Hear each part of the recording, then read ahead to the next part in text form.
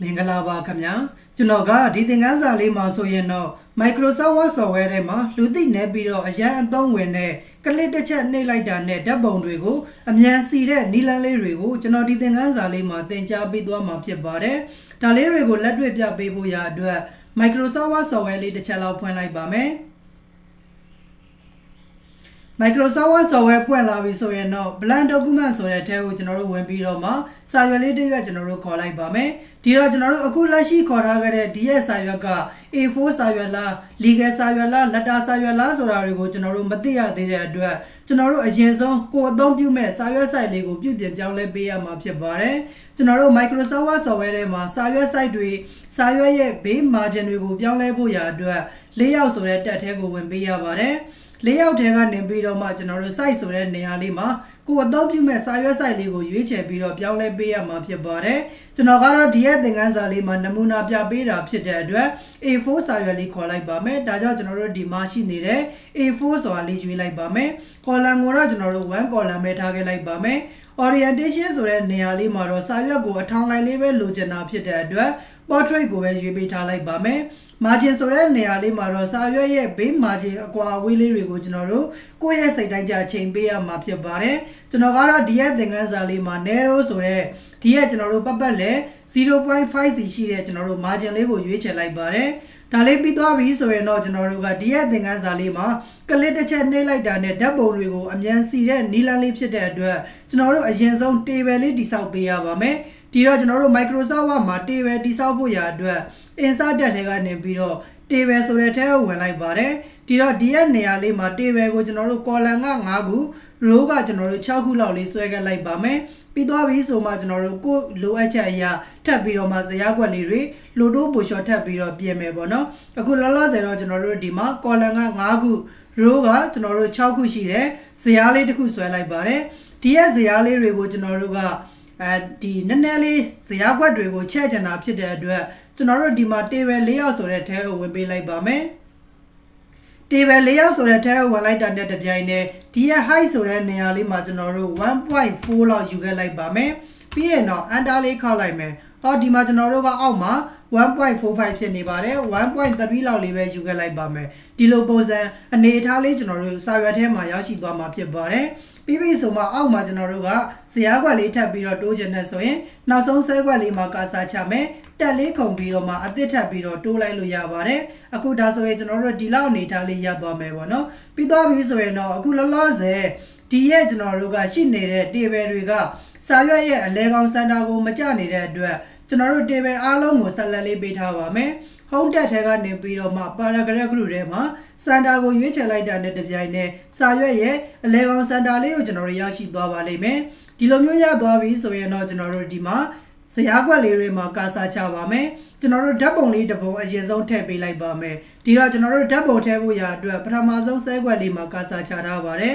insert တက်ထဲကနေပြီးတော့ picture ဆိုတဲ့ထဲကိုဝင်နေ this device ဆိုတဲ့ထဲကိုကျွန်တော်တို့ဝင်ပေးလိုက်ပါမယ်ဒီတော့ကိုယ့်ရဲ့ကွန်ပျူတာထဲကနေပြီးတော့မှကိုထည့်လို့တဲ့ဓာတ်ပုံလေးတစ်ပုံကိုကျွန်တော်တို့အရင်ဆုံးထည့်ပေးလိုက်ပါမယ်ကျွန်တော်ကတော့ဒီမှာ data D ထဲက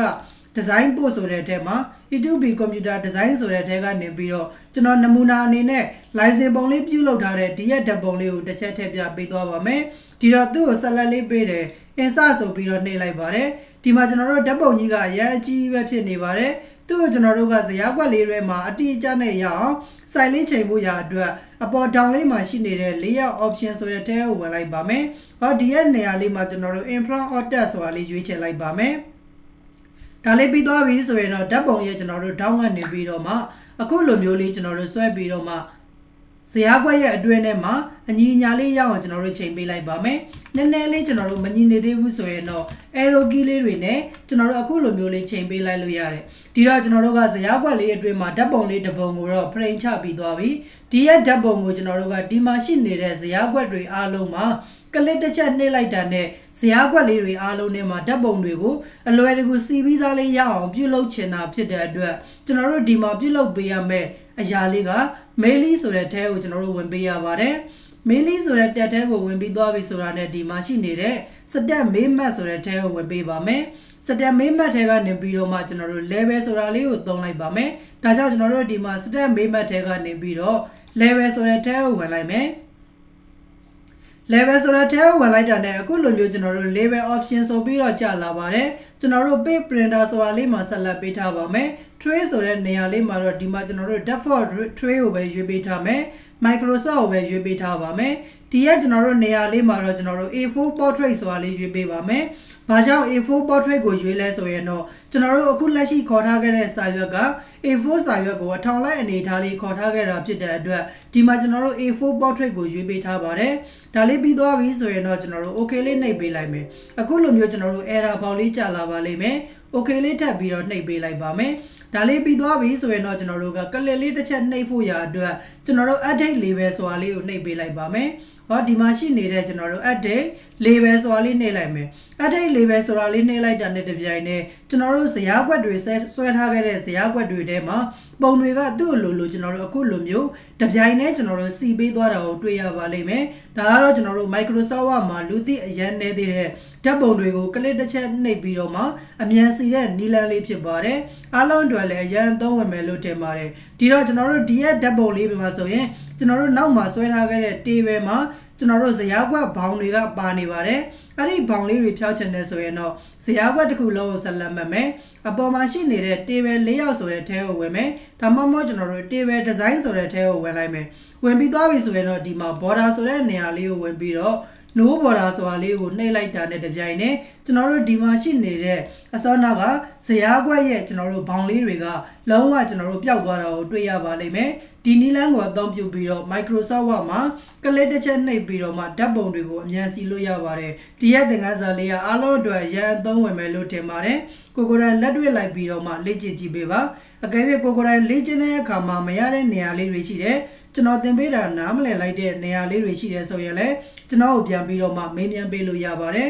အကယ်၍ကိုကိုယ်တိုင်လေ့ကျင့်ပြီးသွားပြီကိုလည်း Microsoft Word software ထဲမှာဓာတ်ပုံတွေကိုအခုလိုမျိုးနီလန်းနဲ့အမြန်စီတဲ့နေပါပြီဆိုရင်တော့ဒီသင်ခန်းစာရဲ့ comment လေးမှာ DONE done ဆိုပြီးတော့ရေးခဲ့ပေးပါအောင်ခင်ဗျာဒါမှကျွန်တော်သင်ပေးတဲ့သင်ခန်းစာတွေကိုဘယ်သူတွေကတော့အမှန်တကယ်လိုက်ပြီးတော့လေ့လာနေပါတယ်လေ့ကျင့်နေပါတယ်ဆိုတာလေးတွေကိုကျွန်တော်ကိုယ်တိုင်လည်းသိရအောင်လို့ပါအခုဒါဆိုရင်တော့ကျွန်တော်ဒီသင်ခန်းစာလေးကိုဒီမှာပဲရှင်းနာလိုက်ပါမယ်အားလုံးအဆင်ပြေကြပါစေခင်ဗျာ